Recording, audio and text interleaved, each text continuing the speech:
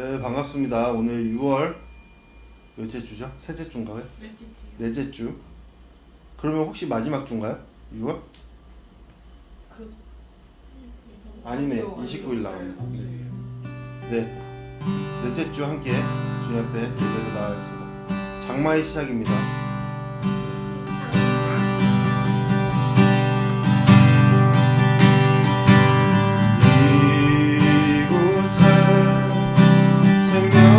솟아나 눈물 골짝 지나갈 때에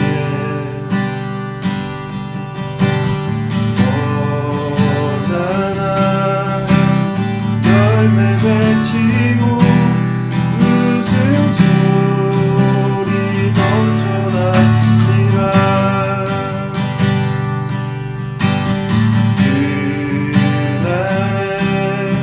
하늘이 열리고 모든 이가 보게 되리라. 마침내 꽃들이 피고 영광의 주가 오시리라.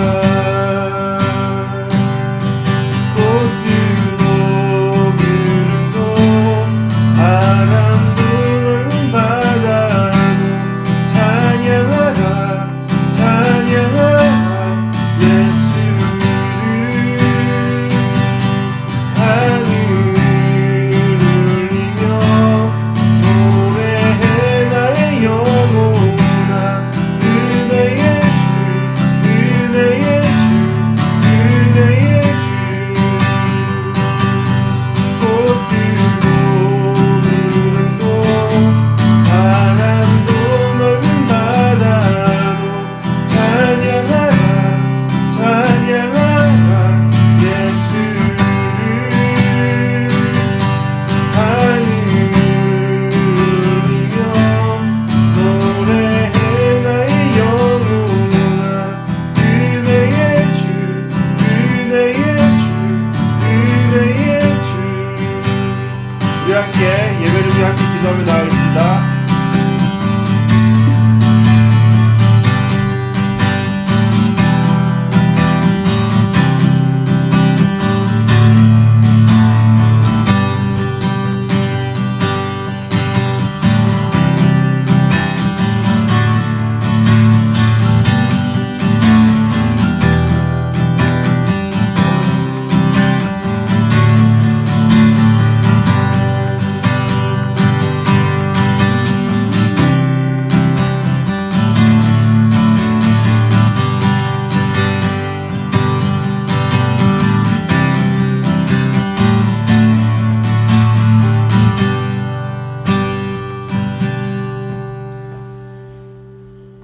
여호와께 피하는 것이 사람을 신뢰하는 것보다 나으며 여호와께 피하는 것이 고관들을 신뢰하는 것보다 낫도다.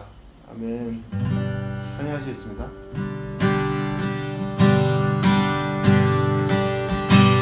시작됐네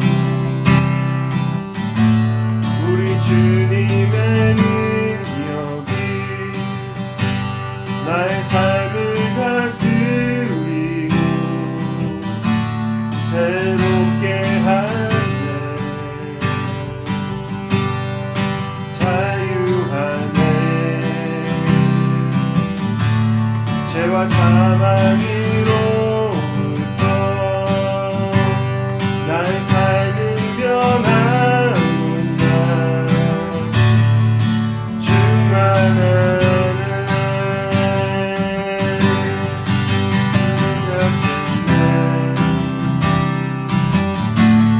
우리 주님의 능력이 나의 삶을 다스리고 새롭게 하네 자유하네 죄와 사망으로부터 나의 삶은 변하는구나 충만한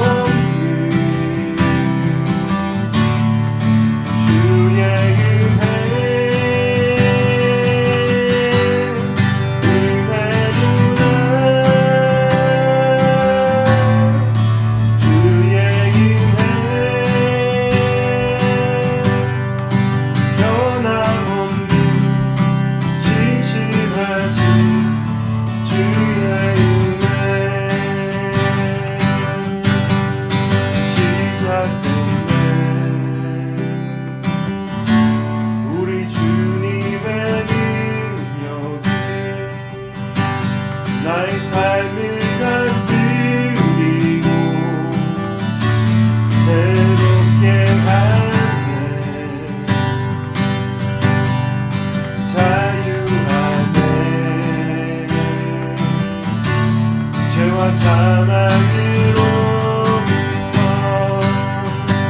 나의 삶은 변하구나. 주 안에 은혜로다. 주의 은혜 한량없는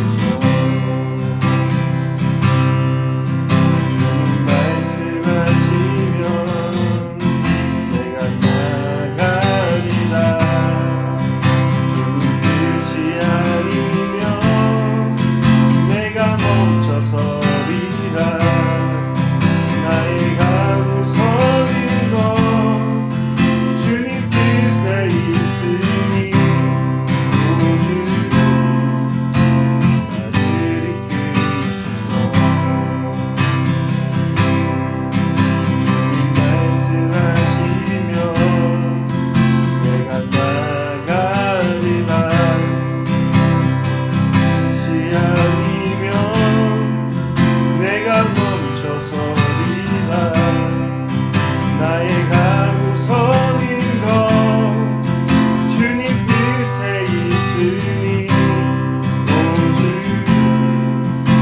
나를 이끄소서. 가진 그곳에 나 있기 원합니다. 이끄시는 대로 순종하며 살리니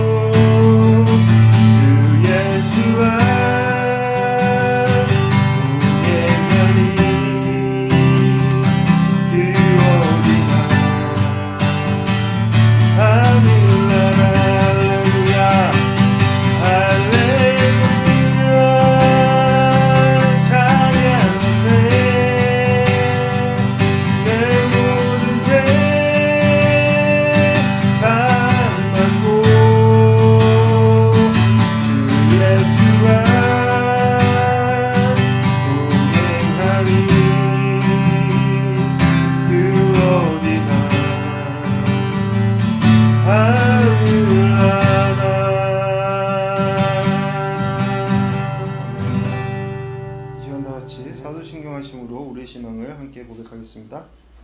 나는 전능하신 아버지 하나님 천지의 창조주를 믿습니다. 나는 그의 유일하신 아들 우리 주 예수 그리스도를 믿습니다. 그는 성령으로 잉태되어 동정녀 마리아에게서 나시고 본디오 빌라도에게 고난을 받아 십자가에 못 박혀 죽으시고 장사된 지 사흘 만에 죽은 자 가운데서 다시 살아나셨으며 하늘에 오르시어 전능하신 아버지 우편에 앉아 계시다가 거기로부터 살아있는 자와 죽은 자를 심판하러 오십니다. 나는 성령을 믿으며 거룩한 공교회와 성도의 교제와 죄를 용서받는 것과 몸의 부활과 영생을 믿습니다. 아멘. 말씀 보시겠습니다. 말씀은 누가복음 22장 28절에서 34절까지 말씀입니다. 누가복음 22장 28절에서 34절까지 말씀.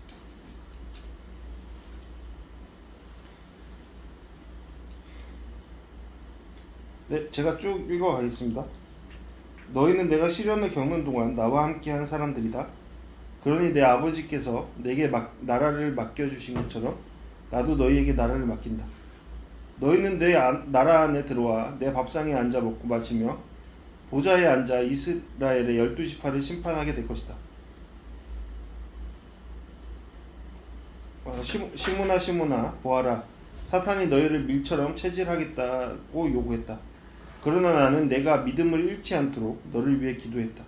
내가 돌이키고 나면 내 형제들을 굳세게 하여라. 베드로가 대답했습니다. 주여, 저는 주와 함께라면 감옥이든 죽음이든 각오가 되어 있습니다. 그러나 예수께서 대답하셨습니다. 베드로야, 내가 네게 말한다. 오늘 닭이 울기 전에 내가 3번 나를 모른다고 할 것이다. 아멘. 바보들의 출발함이라는 제목. 이상하죠? 제목. 네, 여러분과 말씀 나누겠습니다.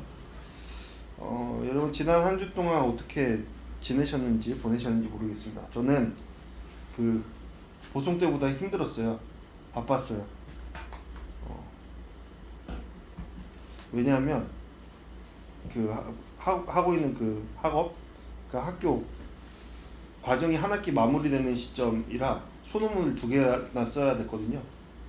근데 이제 보통 미리 하는 사람도 있는데 잘 안 되더라고요, 저는. 그래서 한꺼번에 몰아쓴다고 좀 힘들었습니다.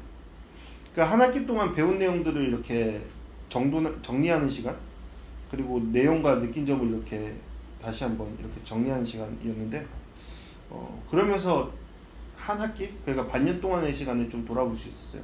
제가 하는 공부가 교회와 관련된, 제 사역과 관련된 거니까 더 교회에 관련돼서 많이 생각하게 됐습니다. 제가 이제 개인적으로 이번 학기 동안 갖게 된 생각, 그리고 화두는 공동체라는 것에 대해서였어요.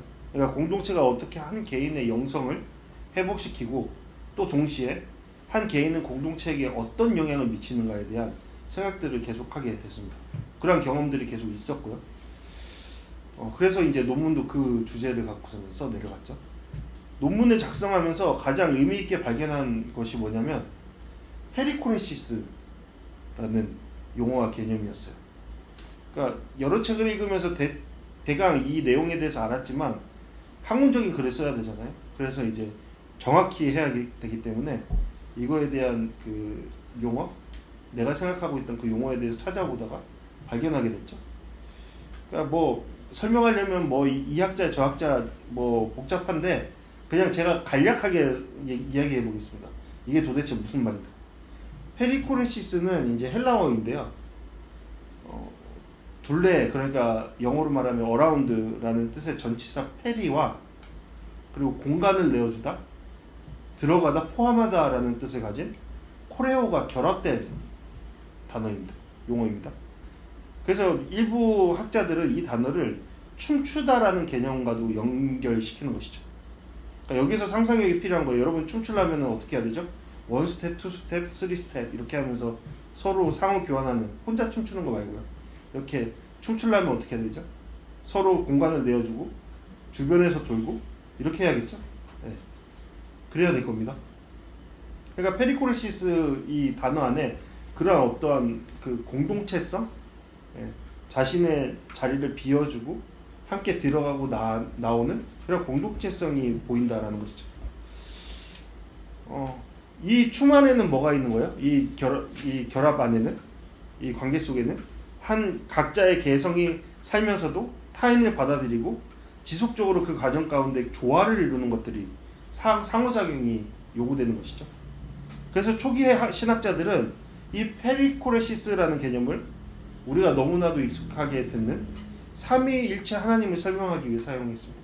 그러니까 성부, 성자, 성령은 각기 위격, 그러니까 독립적인 인격체, 영어로 말하면 펄슨, 느로 존재하시되 동시에 서로 안에 거하시고 서로를 온전히 품으신다.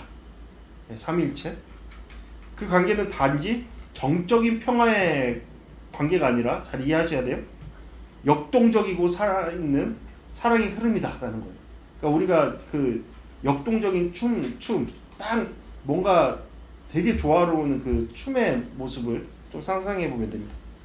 신학자 코넬리우스 프렌팅카라는 분은 이것에 대해서 잘 설명해줘요. 제가 읽어볼게요. 하나님 안에 세 위격은 서로 영화롭게 한다. 하나님 안에 있는 각 위격은 서로를 높이고 교제하며 존중한다. 각 위격은 다른 위격들을 자신의 존재의 중심에 품고 있다. 끊임없는 자문과 수용을 통해 각 위격은 서로를 덮고 에워싼다. 그러므로 하나님의 내적 삶은 서로에 대한 존중심으로 넘쳐난다. 표현이 멋있잖아요. 저는 단지 그냥 춤추는 걸 상상해 보세요. 그런데 여기 신학자는 되게 멋있는 표현으로 그것을 표현하고 있는 거예요. 이러한 개념은 하나님께서 세상을 창조하시는 창세기 1장의 장면을 통해 고스란히 드러나요. 이 말씀 우리가 너무 잘 아는 말씀이잖아요. 근데 여기에는 창조주 하나님의 영, 말씀이신 예수님의 역동적인 사랑의 협력, 일치가 이렇게 조화롭게 이루어지고 있습니다. 창조의 사건 아래요. 그러니까 고로 우리는 이것을 통해서 뭘 알 수 있는 거예요? 세상이 창조되기 이전부터 뭐가 시작됐다? 공동체가 시작됐다. 그리고 그 공동체는 삼일체 하나님을 통해 완전함을 이루며 이 세상의 창조 가운데 고스란히 그러한 모습이 드러났다. 고로 이 세상은 어떤 세상이다? 공동체다. 너무나 조화로운 공동체다라는 것이죠. 그것이 어디의 모습이에요? 에덴의 모습이었죠. 그 마가복음이 시작되는 장면에서도 마가는 아마도 이 장면을 떠올리면서 또다시 이것을 표현하고 싶었던 것 같아요. 그래서 이 삼위일체의 역동적인 하나됨을 드러내요. 무엇을 통해서요? 예수님께서 세례를 받으시는 바로 그 장면을 통해서 세상의 창조가 삼위일체 하나님의 하나됨 속에 이루어졌듯이 예수님이 세례를 받으시는 이 장면 역시 왕으로 오신 그리스도의 등장을 삼위일체 하나님이 함께 선포하고 기뻐하는 순간 그것으로 그리고 있는 것이죠. 이것은 단순히 하나님이 홀로 존재하시는 분이 아니라 영원전부터 서로를 알고 사랑하신 위격들의 공동체라는 것을 보여주는 것이죠. 사랑의 관계로 앞서 이야기했던 것처럼 영원전부터 존재하셨고 지금도 영원히 그러한 관계 속에서 존재하신다라는 것이죠. 그러면 우리는 이렇게 물을 수 있죠. 오케이, 여기까지는 알았어. 페리코레시스 알았어. 새로운 용어 이해했어. 그러면 이것이 우리에게 뭐가 그렇게 중요하지? 라는 질문을 할 수 있죠. 이 중요한 이유가 있어요. 너무나도 중요합니다. 왜냐하면 우리가 창조된 목적과 구속을 받은 이유를 바로 여기서 찾을 수 있기 때문이죠. 그러니까 하나님의 존재는 관계 자체이죠. 하나님은 자신 안에서 춤을 추듯 존재합니다. 그렇게 우리도 그 사랑의 춤에 초대하십니다. 그러니까 하나님께서 우리를 함께 춤추는 존재로 초대하심을 통해서 우리도 하나님의 그러한 기쁨을, 관계 속의 기쁨을, 조화로움을 알기를 원하십니다. 왜? 그것이 우리의 창조의 목적이기 때문에. 관계를 이루며 서로 조화를 이루며 그 목적을 이뤄가는 것, 그것이 우리의 창조의 목적이기 때문에 하나님께서는 그것을 우리 또한 발견하기 원하시죠. 고로 하나님께서는 주님의 춤사위 속에 우리가 함께 참여하기를 원하시는 것이죠. 너무 추상적인가요? 좀 더 구체적으로 말해보겠습니다. 하나님은 우리의 삶 가운데 찾아오셔서 페리코레시스의 방식으로 일하십니다. 그러니까 죄로 인해서 자기 중심적으로 살아가는 우리에게 찾아오셔서 우리를 위해 먼저 둘레에서 춤을 추시는 것이죠. 너도 한번 춤춰봐라. 너 자신만을 위해 춤춰달라고 하지 말고 같이 이 춤 사이에 함께 참여해라. 그러니까 참된 사랑으로 잃어버린 영혼을 찾게 하시고 삶의 목적과 기쁨, 가치를 회복해 하시는 것이죠. 페리코레시스로요. 그 춤을 통해서요. 십자가에서 어린 양 되신 예수님, 기꺼이 자신의 생명을 들여 우리를 구원하신 그분을 통해서 우리는 하나님의 사랑을 가장 깊이 경험하죠. 그리고 이제는 누군가를 위해서 나 중심적인 그 삶이 아니라 누군가를 위해서 춤추는 삶을 살아내죠. 바로 그 삶, 그러니까 섬기는 삶, 공동체로 살아가는 삶, 그것이 우리가 함께 추는 삼위 하나님의 춤이라고 볼 수 있는 거죠. 그러니까 이제 말이 좀 이렇게 좀 이어지지 않아서 그런데 핵심은 그거예요. 그러니까 페리코레시스적인 하나님의 관계가 우리 교회 안에도, 우리 공동체 안에도 이루어져야 한다라는 그러한 의미로 여러분과 이 이야기를 나누는 겁니다. 그것이 하나님의 목적이고 하나님의 뜻이라는 것이죠. 그리고 우리가 참된 기쁨을 발견하는 것이고 우리의 목적을 발견하는 것이죠. 그러니까 우리 교회를 말할 때 하나의 댄스 클럽으로 대신에 말할 수 있다라고 생각합니다. 웃기죠? 네. 춤추는 공동체, 주님과 함께 더불어 함께 그 춤 사이로 들어가는 것, 주님을 중심으로 그분의 리듬과 동작에 맞춰서 춤을 추고 그 춤의 무리 속에 서로를 위해 춤을 추는 것, 바로 그것이 교회의 모습이 아닌가 생각해 봅니다. 그렇다면 생각해 보죠. 오늘 말씀을 시작하면서요. 우리는 어떠한지요? 춤을 추고 있습니까? 주님과 함께? 주님을 향해? 그리고 다른 이들을 향해 춤을 추고 있습니까? 서로 조화를 이루면서요. 나의 공간을 내어주고 나의 자리를 내어주고 서로 협력하여서 그러한 조화로운 춤을 추고 있습니까? 그것을 오늘 함께 생각해 봤으면 합니다. 네.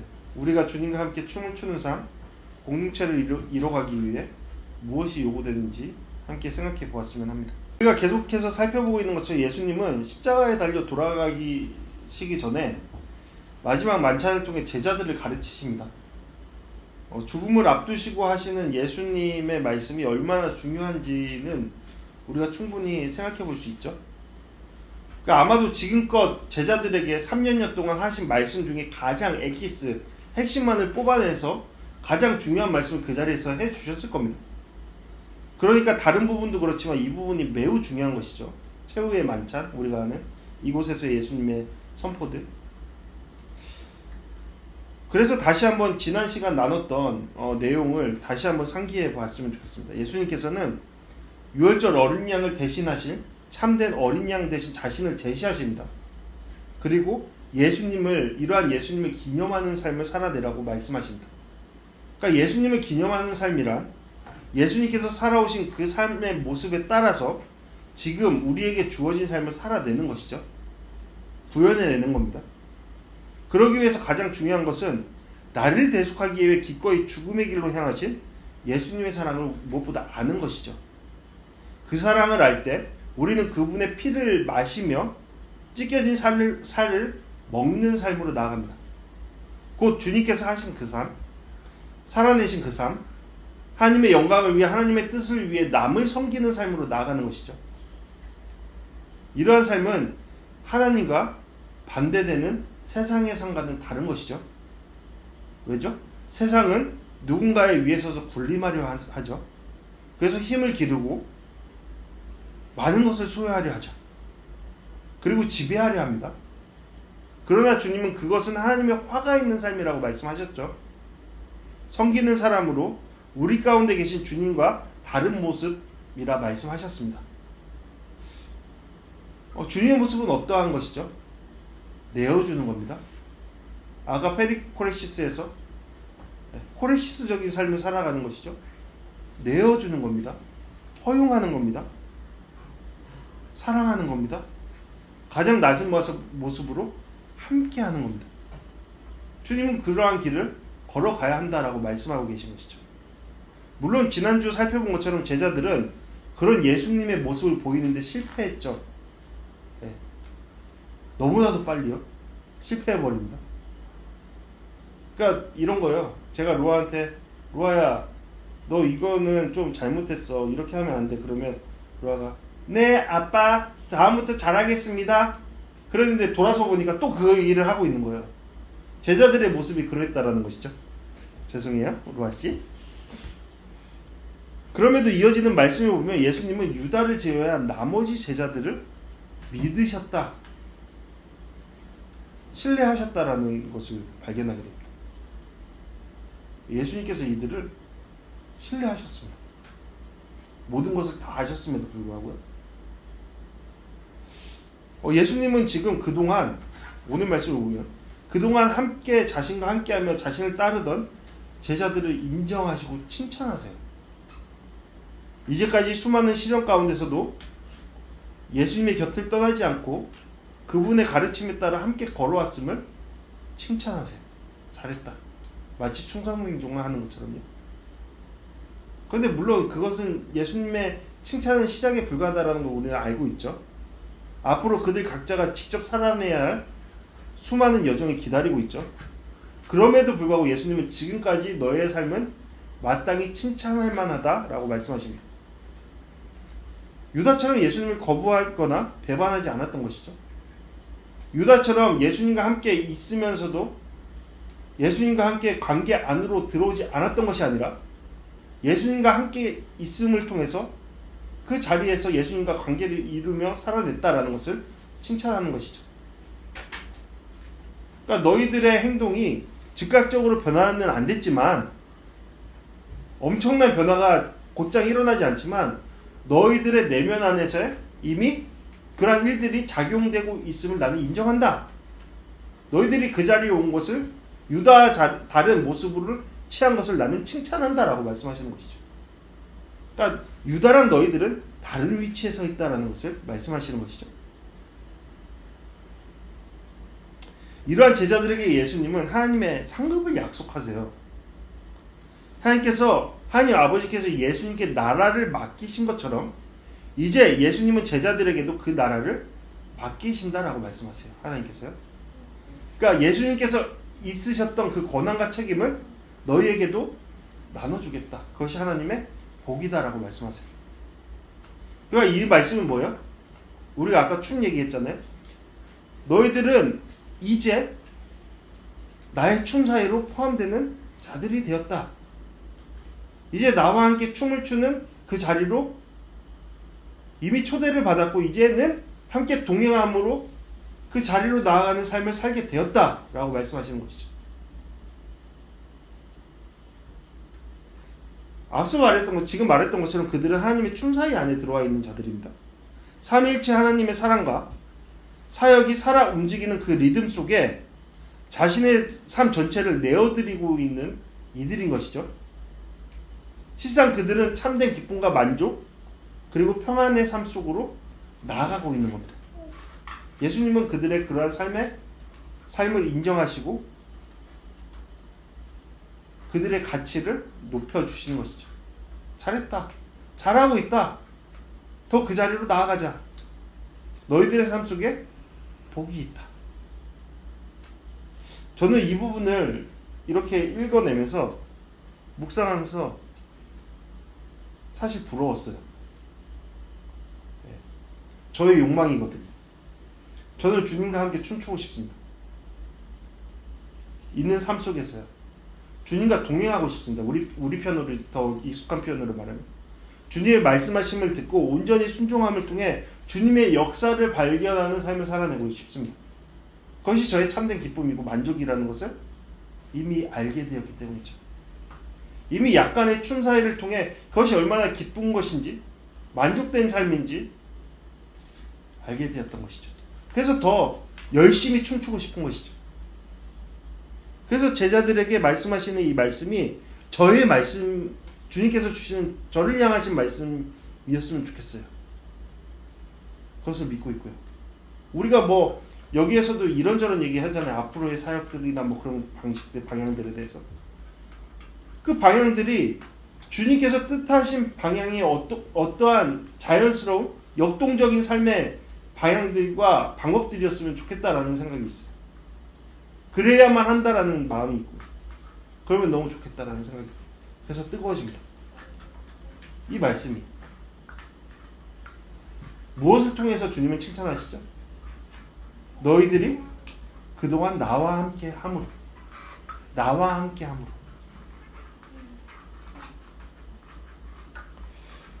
예수님의 약속은, 나와 함께 한 삶을 살아간 자들에 대한 예수님의 약속은 매우 구체적이죠.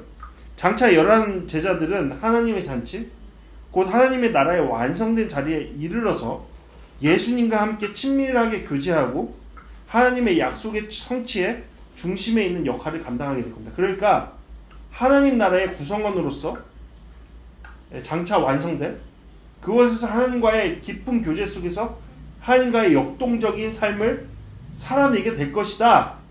더욱더 완성된 그 말씀을 해주시는 거죠. 이 장면에서 우리는 분명히 알 수 있는 것이죠.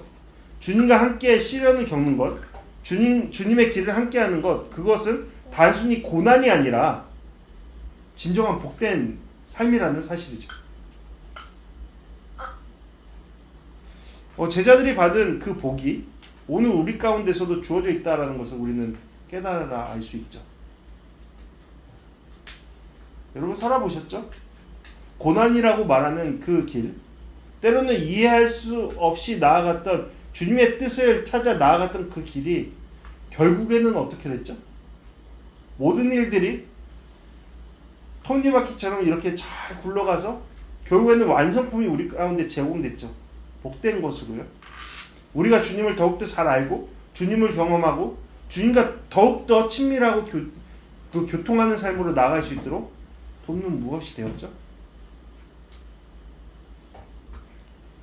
여러분, 근데 분명한 것은 그러한 삶을 살아내기 위해서는 우리의 능력으로는 불가능하다라는 것이죠. 왜죠? 주님께서 분명히 하시는 이어지는 말씀을 들어야 합니다. 우리가 주님의 길을 걸어가는 그 과정 속에 누구의 끊임없는 방해가 있어요?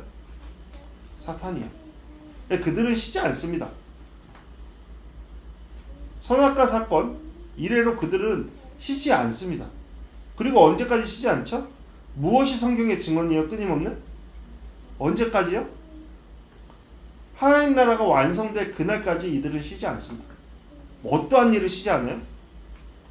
하나님과 함께하는 사람들이 하나님과 함께하지 않도록 하는 일을 쉬지 않습니다. 끊임없이 방해할 것이죠. 끊임없이 넘어뜨릴 것이죠. 주님의 길을 따르지 못하도록 할 것이죠. 여러 교묘한 것들을 통해서요. 그러니까 우리 육체와 마음은 끊임없이 공격을 당한다는 것이죠. 누구를 통해서요? 사탄을 통해서요. 주님의 길을 따르지 못하도록. 그러니까 잘 생각해야 돼요, 여러분. 우리가 주님을 따르려고 한 걸음 내디들면 내디딜수록 어떤 바람이 세차게 불어요? 사탄의 공격하는 바람이 세차게 부는 거예요. 그러니까 결과적으로 어떻게 돼요? 잘 나가다가도 뒤로 꼬꾸라지고 다시 퇴보하는 것처럼 보이는 많은 사람들이 보이는 겁니다. 자신을 생각해 보세요. 여러분들의 과정을 생각해 보세요.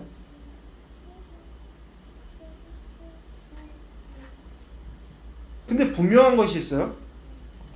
사탄은 우리를 방해하고 속이고 좌절시키려 하는데 분명한 것은 사탄이 우리보다 강하다라는 거예요.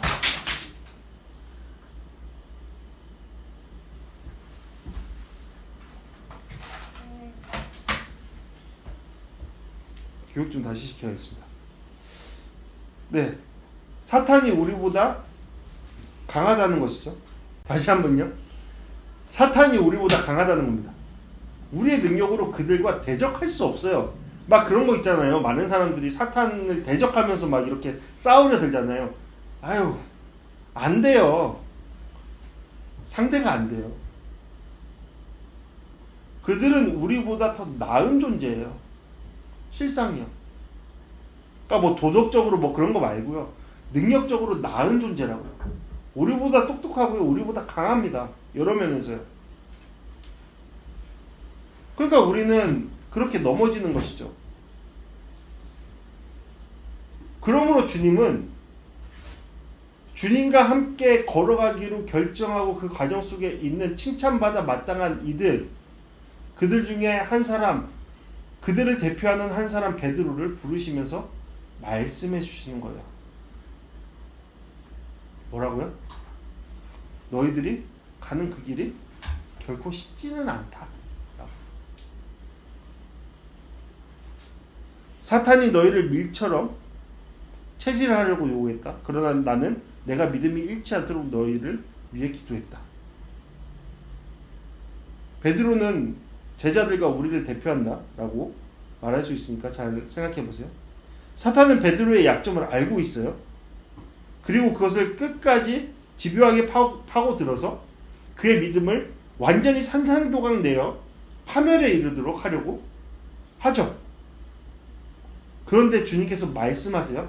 주님께서 이것을 인정하세요. 사탄의 어떠한 애씀을 인정하세요. 그러면서 뭐라고 말씀하세요? 나는 내가 믿음을 잃지 않도록 너를 위해 기도했다라는 것이죠.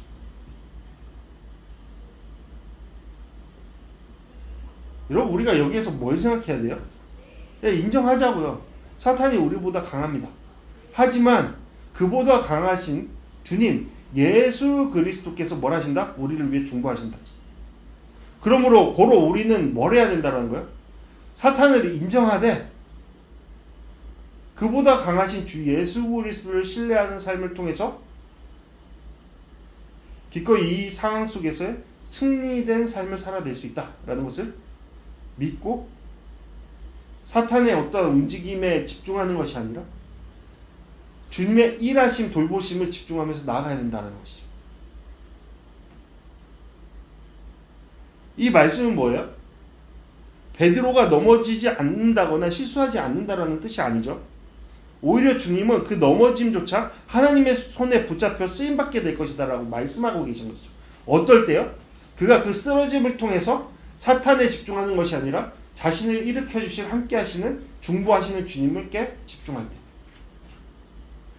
그래서 저는 이렇게 해석합니다. 베드로는 자기의 힘을 믿고 걸어갈 때 넘어진 사람이죠. 넘어질 사람입니다. 자기 확신이 강했기에 염려했고 그 염려가 결국 그를 무너뜨리죠. 여기에는 분명 인정받으려는 자신의 욕구가 있는 것이죠. 나 이런 사람이다라는요. 앞서서 이야기했던 것처럼. 그러나 그러한 넘어짐 속에 찾아오신 예수님, 이전부터 지금까지 항상 동일하게 일하시는 그 예수님의 손을 붙잡고 다시 일어서는 것이죠. 왜죠? 그의 실수보다 사탄의 노력보다 주님의 중보가 크기 때문이죠. 그의 흔들림보다 주님의 구원이 더 견고하기 때문입니다. 그 믿음이 흔들릴지라도 주님의 사랑은 흔들리지 않기 때문이죠. 고로 우리가 집중해야 될 것은 뭐예요? 우리는 약하지만 강하신 주님께 붙들리는 삶에 집중해야 된다는 것이죠. 따라서 이 말씀은 단순히 베드로를 향하신 주님의 말씀만은 아닌 것이죠. 여러분, 근데 당시의 베드로는 자신의 연약함보다는 자신의 믿음, 자신에 대한 신뢰, 자신이 그동안 예수님과 함께 온 시간에 대한 경험을, 지혜를 굳게 믿었습니다. 그래서 베드로의 고백을 보면 진정 자신만만했죠. 자신감이 넘치죠. 그리고 이 고백을 보면 정말 베드로는 진실됐습니다. 그래서 고백하는 거예요. 주님, 그 누구가 사탄의 시험에 걸려 넘어져서 주님을 배반하더라도 저만큼은 아닙니다. 정말 믿었던 거예요. 그런데 이어지는 말씀을 보고 예수님은 정말 냉정하게 말씀해 주시죠. 뭐라고요? 베드로의 진심을 받아들이시지만 베드로야, 너는 결국에 넘어질 거야. 그리고 배반할 거야. 그것도 몇 번이나? 3번이나 날 배반할 거야. 라고 말씀해 주시죠. 우리 여기서 크게 두 가지를 발견할 수 있는 것이죠. 하나는 주님은 우리의 모든 것을 알고 계신다라는 거예요. 우리의 연약함까지도요.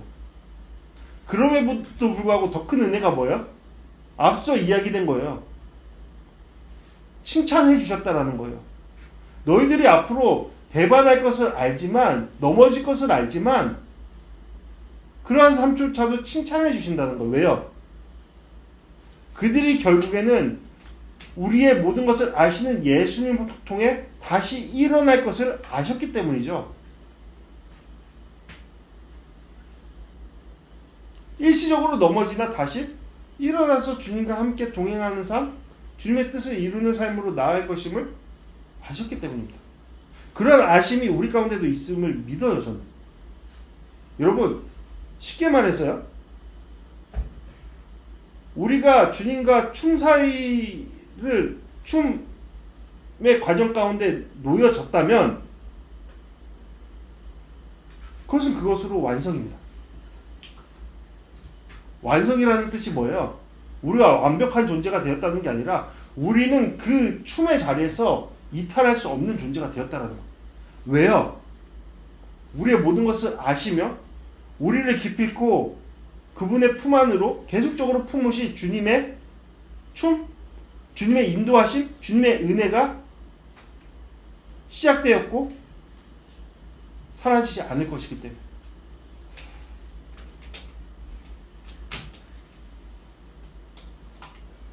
또 다른 하나는 우리의 자신감으로 혹은 우리의 능력으로 주님의 부름에 올바로 응답할 수 없다라는 겁니다. 우리가 아무리 진실되고 확신한다 해도 우리의 것으로는 주님의 뜻을 이룰 수 없다라는 거예요. 베드로가 보여주고 있죠.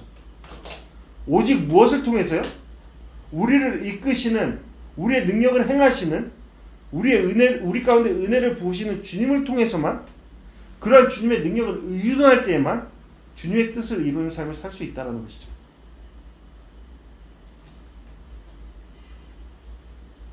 우리는 발견하게 되죠. 베드로가 어떨 때요? 진정 자신의 연약함을 알 때요. 그때야 비로소 주님의 뜻을 이루는 삶으로 나아갈 수 있다는 것이죠. 지금까지 오늘 말씀을 살펴봤는데 저는 오늘 말씀을 통해 크게 두 가지를 우리의 신앙 안에 적용했으면 좋겠다는 생각을 했습니다. 생각해보고요. 하나는 어떻게 하면 우리가 하나님 안에서의 페리코레시스적인 삶을 살아낼 수 있을까? 개인에 대한 생각이에요. 그리고 또 다른 하나는 어떻게 하면 우리가 공동체 안에서 코레시스적인 삶을 살아낼 수 있을까 하는 겁니다. 말은 어렵다고 생각될 수 있지만 그냥 쉽게 말하면 이거예요. 하나는 어떻게 하면 우리가 하나님과 동행하는 삶을 이뤄낼 수 있을까? 우리 개인이. 그리고 어떻게 하면 하나님의 뜻대로 공동체 안에서 섬기는 삶을 통해서 하나님의 뜻을 이뤄낼 수 있을까? 두 가지 질문이죠.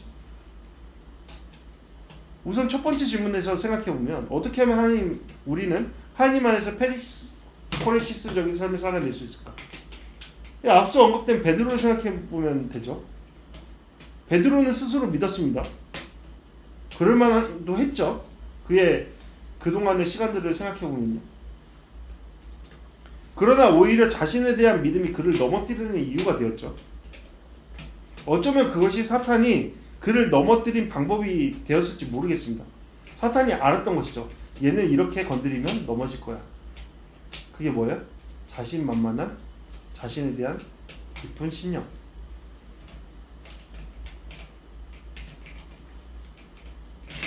당시 베드로의 이러한 모습은 내 능력이 약한 데서 온전해진다라는 바울의 고백과 달랐던 것이죠. 바울은 뭐라고 고백해요? 내가 약해질 때 주님의 은혜가 나를 움직여 나는 온전해짐을 통해 주님의 뜻을 이뤄간다. 주님의 능력이 그럴 때 내 위에 머물러 흘러간다. 그러니까 저는 이런 생각을 하는 거예요. 우리가 어떻게 주님과 함께 춤 사이로 들어가서 주님의 뜻을 이루는 삶의 과정으로 나아갈까? 저번 주에는 사랑을 아는 것을 이야기했지만 그와 더불어 나의 연약함을 인정하는 것, 것이라고 생각합니다. 그러니까 바보가 되는 거예요. 나 바보다라고 인정하는 거예요. 그러니까 톨스토이의 바보 이반의 내용입니다. 바보 이반에게는 아주 똑똑한 두 형이 있었어요. 야망으로 똘똘 뭉친 큰 형은 군인이 되어서 출세합니다. 귀족 집안의 딸과 결혼해서 막강한 권력을 갖추기도 합니다. 재물에 욕심이 많은 둘째 형은 부자가 되어서 떵떵거리면서 삽니다. 그래서 그런데 막상 이 두 사람이 가정의 평화를 지키지 못하게 했습니다. 두 사람은 만나기만 하면 내가 잘났네, 내가 잘났네 하면서 힘겨루기를 하면서 가족을 갈라놓았습니다. 이런 그들 사이를 중재하고 가정의 평화를 지키기 위해 애쓴 것은 언제나 바보 이반이었습니다. 역설적이게도 권력가인 형과 재벌인 둘째 형은 나라의 위기를 극복하지 못합니다. 오히려 바보 같은 이반이 나라를 구하는 것이죠. 악마가 큰형에게 다가가서 더 큰 권력으로 유혹해서 그를 넘어뜨립니다. 악마가 둘째 형에게 다가가 더 많은 돈으로 유혹해서 역시 그를 실패하게 만듭니다. 하지만 도대체 야망도 욕심도 없는 이 바보 이반에게는 악마의 어떤 유혹도 통하지 않는 것이죠. 그래서 결국 악마는 이반에게 손을 들고 도망쳐 버립니다. 여러분, 자기가 잘난 사람들만 있는 곳에서는 뭐가 있죠? 언제나 소란과 분쟁이 있습니다. 나 잘났다. 그것이 이 세상의 모습 아닙니까? 바보만 있는 곳은 언제나 위로와 웃음이 있습니다. 왜요? 기꺼이 상대방을 허용하기 때문이죠. 여러분, 우리가 잘 아는 이 시대의 가장 큰 바보가 누구예요? 예수님이시죠. 그분은 하나님이시면서 가장 낮은 자리로 오셨습니다. 이런 바보가 세상에 어디 있어요? 빌립보서 2장 말씀을 다시 볼 수밖에 없죠. 본래 하나님이셨으나 그 기득권을 버리시고 자신을 비워 종의 형체를 가져 사람이 되신 바보가 예수님이시죠. 그것으로도 모자라 당신을 세상 끝바닥까지 낮춰서 죽기까지 순종하신 바보가 바로 예수님이십니다. 그런 바보이신 예수님을 통해 우리는 생명을 얻었습니다. 우리 삶에 평화가 임했죠. 그런 주님께서 뭐라고 말씀하세요? 우리 또한 바보가 되라고 말씀하신다. 왜요? 그 바보가 되는 삶이 진정한 기쁨과 평화와 만족의 삶이기 때문이죠. 너 자신의 삶을 사는 것이기 때문입니다. 바보가 되는 거. 그러니까 우리가 대접받기를 포기하고 나를 주장하기를 포기하고 인정받기를 포기하고 남을 대접하는 자리로 나아가기 위해서는 어떻게 해야 돼요? 내가 바보라는 것을 알아야 돼요. 그래야지만 어떻게 되는 거예요? 남을 인정하고, 첫 번째는 주님을 인정하고 주님의 뜻대로 살아가려고 애쓸 것이고. 왜요? 난 바보기 때문에. 아무것도 몰라요. 바보예요. 그러니까 주님의 뜻을 따라가는 것이죠. 그리고 뭐라는 거예요? 아무것도 몰라요. 그러니까 다른 이의 말을 듣고 경청하고 그들과 함께 살아내는 것이죠. 그러니까 어떻게 하면 코레시스적인 삶을 살아낼 수 있을까? 개인으로서요? 나의 연약함을 인정하는 것. 저는 그것이 시작이라고 봅니다.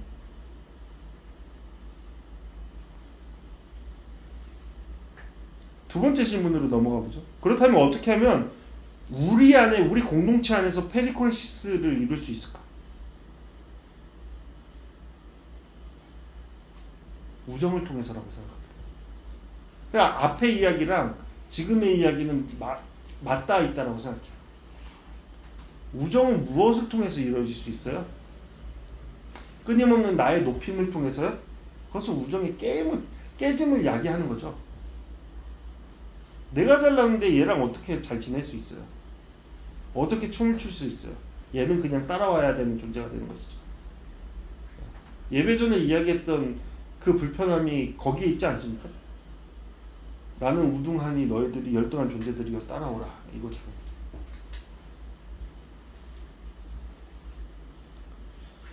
앞서 삼위일체 하나님의 관계를 사랑의 관계라고 말했는데 이러한 하나님의 페리코레시스적인 관계는 우정입니다.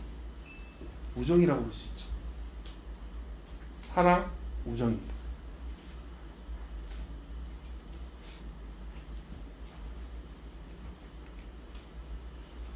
이것은 팀 켈러 목사님이 우정에 대해서 이야기한 건데 한번 읽어보겠습니다.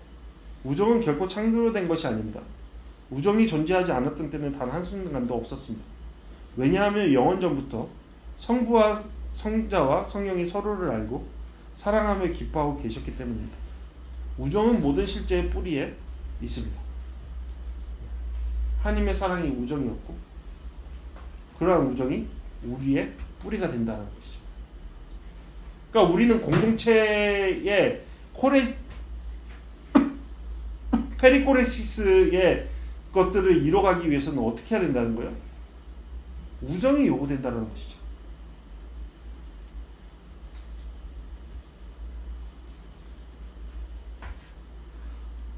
저는 이 이야기가 되게 의미 깊게 다가와서 말씀이 길어짐에도 불구하고 꼭 나누고 싶어요. 그러니까 팀 켈러 목사님이 우정을 말할 때 자주 인용하는 예가 있는데 프랑켄슈타인의 신부라는 오래된 영화 중에 한 장면이에요. 괴물이 깊은 숲속에 자리한 한 맹인의 오두막을 발견하고 그곳으로 들어갔습니다. 맹인은 당연히 괴물의 끔찍한 외형을 볼 수 없지만 말을 하지 못한다는 사실을 알게 됩니다. 그래서 그는 이렇게 말해요. 자네도 나처럼 장애가 있구려. 나는 볼 수 없고 자네는 말을 할 수 없군. 어쩌면 서로 도울 수 있을지도 모르겠네. 우리는 친구가 될 수 있어. 그러면서 맹인은 이렇게 기도합니다. 은혜로우신 주님, 제 끊임없는 기도를 들으시고 이 끔찍한 외로움 속에 친구를 보내주셔서 감사합니다. 괴물은 다른 이들처럼 자신을 두려워하지 않고 따뜻하게 맞아주는 맹인의 오두막에서 며칠을 보냅니다. 맹인은 괴물을 위해 바이올린을 연주해주고 몇 가지 단어를 알려줍니다. 좋아, 음식, 좀 더, 그리고 가장 중요한 친구라는 단어. 괴물은 한 번도 배워보지 못한 인간다움을 바로 그곳에서 배워간 것이죠. 누군가 따뜻함으로 마음의 온기를 전하며 친구라고 불러준 그곳에서 그는 인간다움을 경험한 겁니다. 무엇을 통해서요? 혼자서요? 아니요. 관계를 통해서요. 하지만 이 장면은 사냥꾼들이 등장하면서 비극적으로 끝나요. 사냥꾼은 괴물을 보고 공격하려고 했고 그 과정에서 오두막은 모두 불태워집니다. 마지막 장면에서 괴물이 이제 다시 추운 황무지로 더듬거리며 나아가면서 외로움 속에 이렇게 말해요. 친구, 친구, 친구. 그러니까 우리는 이 내용을 통해서 배우는 거예요. 심지어 프랑켄슈타인과 같은 괴물조차도 그를 진정으로 대해주는 누군가의 영향을 받을 때 인간다워진다는 것을. 여러분, 우리의 인간성을 빼앗는 것이 뭐예요? 지독한 외로움이죠. 관계 없음입니다. 그리고 그 외로움은 우정이라는 따뜻함만으로만 치유될 수 있는 것이죠. 관계를 통해서. 하지만 요즘의 세상의 흐름은 뭐예요? 불행하게도 우리를 어디로 세워가고 있어요? 홀로 사는 삶? 독립이라는 이름으로 나 혼자 사는 삶으로 이끌고 있죠. 분명 그 영향력은 저는 사탄의 영향력이라고 생각해요. 공동체를 중요하게 생각하지 않는 삶. 그러함으로 뭘 더 이상 회복하지 못하는 삶으로 나아가는 거예요? 인간다움. 왜? 인간다움은 무엇을 통해서 오니까? 관계를 통해서 오는 것이죠. 그래서 주님께서는 우리를 어디로 부르세요? 우리가 앞서서 이야기한 것도 주님께서 그 말씀하셨잖아요. 하나됨을 이뤄가라라고요. 너희가 나의 피와 살을 먹고 마심을 통해서 하나됨을 이뤄가라고 말씀. 왜 하나님께서는 왜 우리 보고 하나됨을 공동체를 이뤄가라고 말씀하실까요? 그것이 우리의 인간다움을 회복시키는 것이기 때문에, 우리가 인간됨을 드러내는 것이기 때문에, 우리는 홀로 설 수 없는 존재들이기 때문에.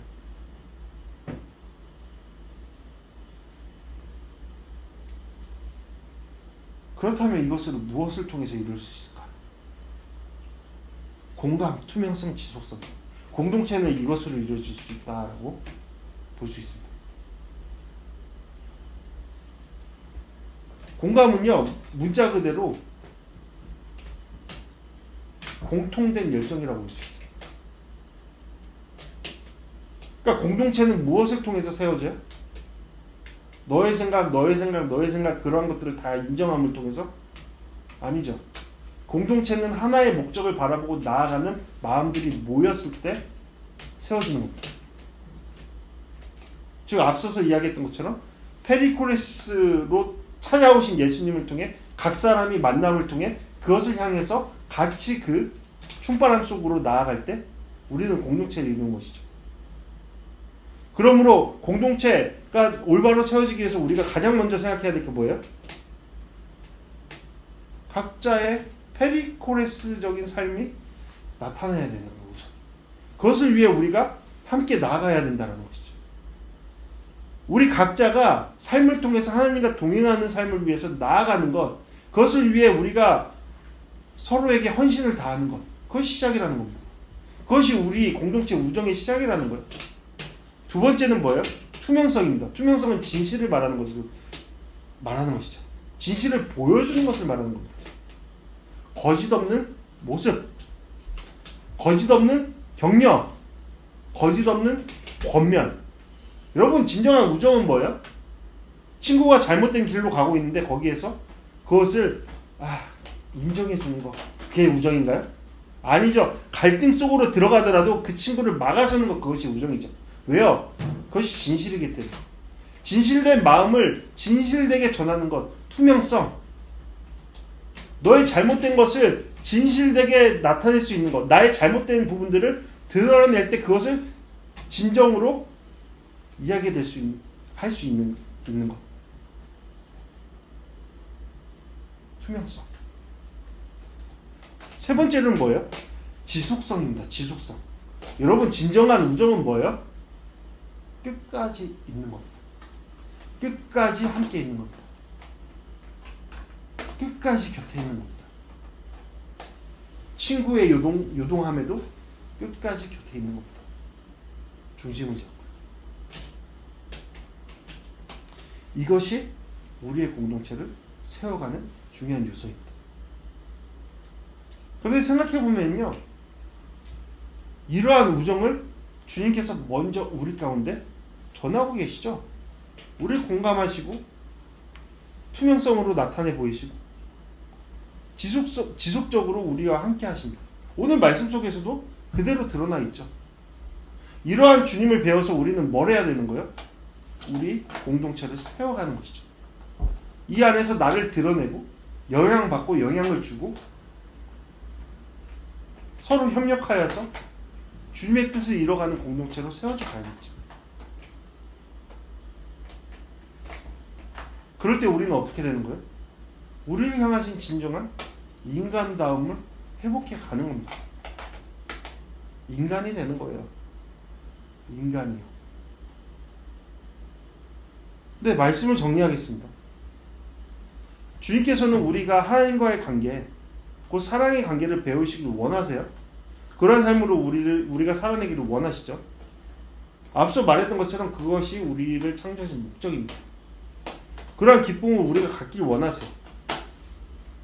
이러한 부름에 응답하기 위해서는 무엇보다 내가 주님의 그 안으로 들어가야 합니다. 그 안에서 작용해야 되죠.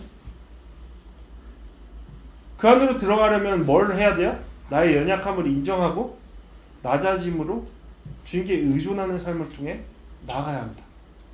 그런데 그것으로 멈추면 안 되죠. 이제는 그 다음에 계속적으로 작용해야 될 게 뭐예요? 주님께서 나를 찾아오신 것처럼 나 또한 누군가의 삶으로 찾아가야 됩니다. 공동체 안으로요. 그러므로 그 공동체를 통해서 작용함으로 뭘 회복시키는 거예요? 다른 사람의 인간다움을 회복시키고 나의 인간다움을 계속적으로 회복시키는 겁니다. 그것이 바로 주님께서 우리를 부르신 목적입니다. 곧 페리코레시스, 그 춤 안에서 우리가 진정한 인간다움과 하나님 나라의 기쁨을 누리는 공동체 한 개인이 되는 것, 그것입니다.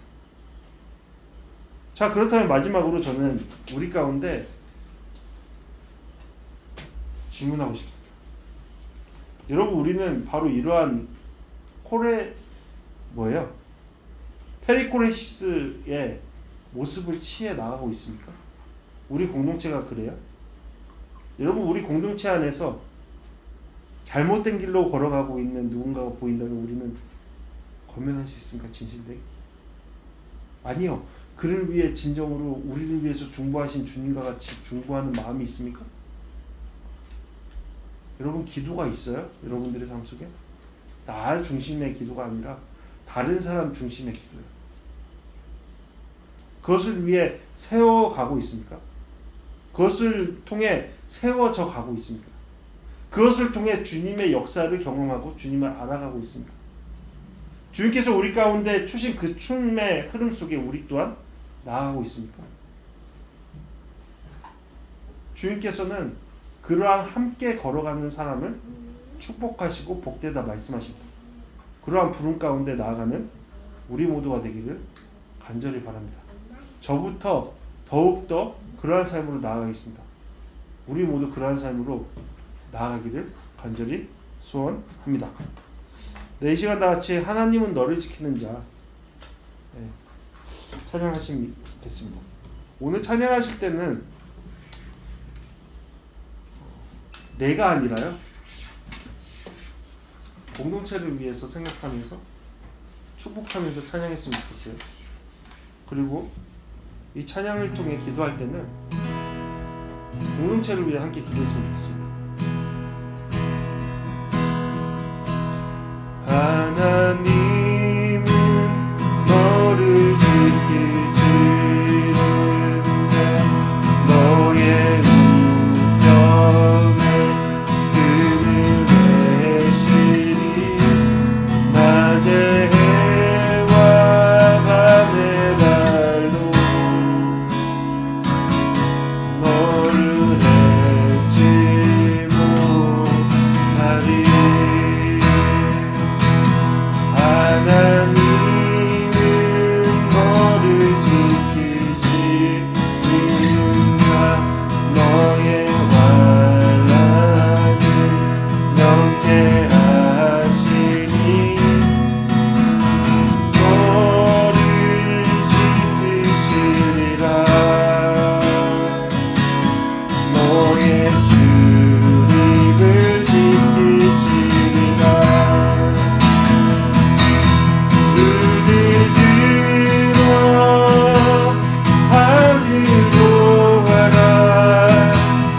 너의 도움은 어디서 오나. 천지 지으신 너를 만드신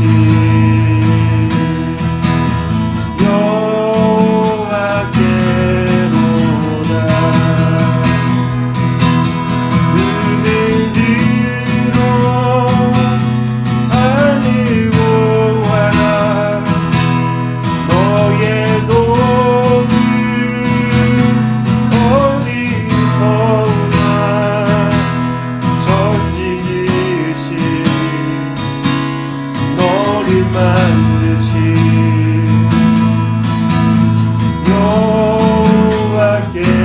여호와께로다. 함께 기도하겠습니다.